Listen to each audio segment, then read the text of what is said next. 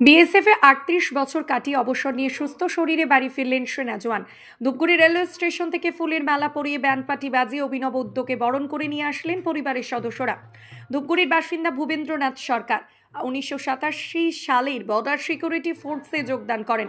একসময় নাকা চেকিংয়ে সারা রাত ডিউটি করতেন। তার চাকরি জীবনের অভিজ্ঞতার কথা শেয়ার করেন তিনি জানান, ৩৮ বছর বিএসএফ থেকেও ওখানেও একটা আমাদের পরিবার তৈরি হয়ে গেছে। আসতে খুব কষ্ট হলো। এক পরিবার ছেড়ে আর এক পরিবার, স্ত্রী ও ২ মেয়ের কাছে অবসর নিয়ে ফিরে এলাম। তিনি আরও বলেন, যখন আমি ডিউটি করে বাড়ি আসতাম, যাওয়ার ২ দিন আগে থেকে আমার স্ত্রী কান্নাকাটি শুরু করতো। কিন্তু কি করব, যেতে তো হবেই। তবে অবশেষে আজ ৩৮ বছর পর অবসর নিয়ে বাড়ি ফিরলাম। পরিবারের তরফে সারপ্রাইজ দেওয়া হলো ফুলের মালা পরিয়ে, ব্যান্ড পার্টি বাজিয়ে আমাকে বরণ করে নিল পরিবারের সকলে। অন্যদিকে ইয়ং জেনারেশনের জন্য তিনি কিছু বার্তা দেন, শোনাবো আপনাদের। কোন ডিপার্টমেন্টে আপনি ছিলেন? বিএসএফ বর্ডার সিকিউরিটি ফোর্সে ছিলাম। কত সালে জয়েন করেছিলেন? 1987 সালে জয়েন করেছিলাম। আজ বাড়ি ফিরলেন, অবসর নিলেন? অবসর নিলাম। কারা কারা আসছে আপনাকে নিতে? আমাকে নিতে আমার স্ত্রী এসছে, 2 মেয়ে এসছে, আমার ভগ্নিপতি দীনেশ রায় বোন এসছে, আমার ওই শ্বশুরবাড়ি থেকে আমার শালা চন্দন রায়, শঙ্কর রায়, পুরো পরিবারের যা আছে বাচ্চারা। বলছি যে ফুলের মালা ব্যান্ড পার্টি নিয়ে এসে আপনাকে বরণ করে নিয়ে যাওয়া হচ্ছে, কেমন লাগছে?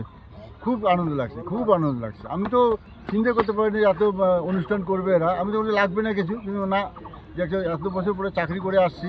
ম্যাডাম কিছুক্ষণ আগে একটা কথা বলেন, রাতে ঘুমাতে পারেননি, কিভাবে দেখবেন বিষয়টা? এটা আনন্দে এক কষ্ট হয়, ঘুমাতে পারে না, আনন্দে ঘুমাতে পারে না, 2 ব্যাপারে ঘুমাতে পারে না। হ্যাঁ, ওই সারা রাতে চিন্তা করছিল যে আসবে কখন আসবে।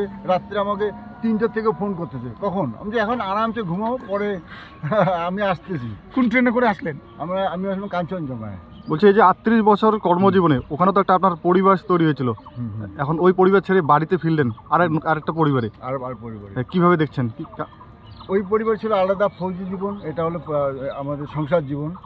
তবুও তো যখন গিয়েছিলেন তখন কষ্ট হয়েছিল, যখন আসতেছেন কতটা কষ্ট হয়েছিল?